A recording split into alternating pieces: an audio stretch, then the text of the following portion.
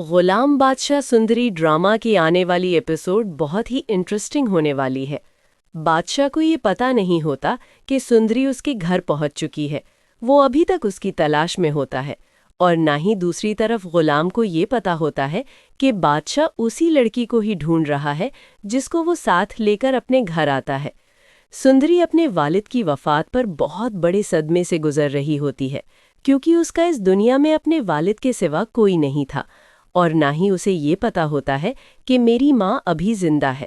کیونکہ اس کے باپ نے اسے یہی بتایا تھا کہ اس کی ماں مر چکی ہے۔ حالانکہ بادشاہ کی جو پھپھو ہے وہ اسی کی ماں ہی ہوتی ہے، اور نہ ہی اس کو پتا ہوتا ہے کہ میری کوئی بیٹی سندری ہے بھی صحیح یا نہیں، اور اگر ہے بھی صحیح زندہ ہے یا نہیں، اور نہ اسے پتا ہے کہ میری بیٹی پیدا ہوئی تھی یا بیٹا پیدا ہوا تھا، کیونکہ بادشاہ کے باپ نے زبردستی اس سے سنگری کے والد سے نکاح نامے پر طلاق کے دستخط کروا دیے تھے،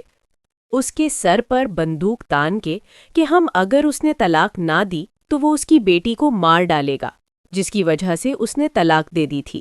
حالانکہ ان دونوں نے پیار اور محبت سے شادی کی تھی اور ان کی بیٹی پیدا ہو گئی تھی جب وہ یونیورسٹی میں بادشاہ کی پھپھو پڑھنے گئی تھی۔ یہ تب کام تھا، لیکن بادشاہ کے والد نے شادی کو نہیں مانا تھا، بلکہ زبردستی طلاق دلوا دی تھی، اور جا کے اپنی بہن کو بولا تھا کہ وہ تمہیں طلاق دے چکا ہے اور میں نے اسے مار دیا ہے، وہ مر چکا ہے۔ اب سندری کام اس دنیا میں کوئی نہیں ہوتا، اور اس کے باپ نے جانے کے بعد وصیت غلام کو کی تھی۔ غلام کو بھی سندری سے عشق ہو رہا ہے، اور وہ اس کے عشق میں بھی بادشاہ کی طرح پاگل ہو جائے گا،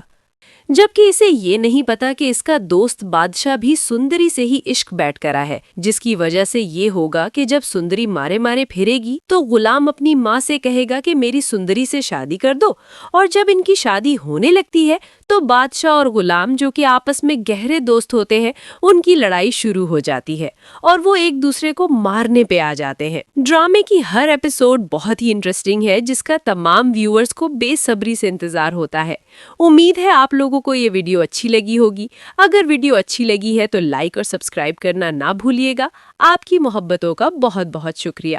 ملتے ہیں نیکسٹ ویڈیو میں، تب تک کے لیے اپنا خیال رکھیے گا۔ اللہ حافظ۔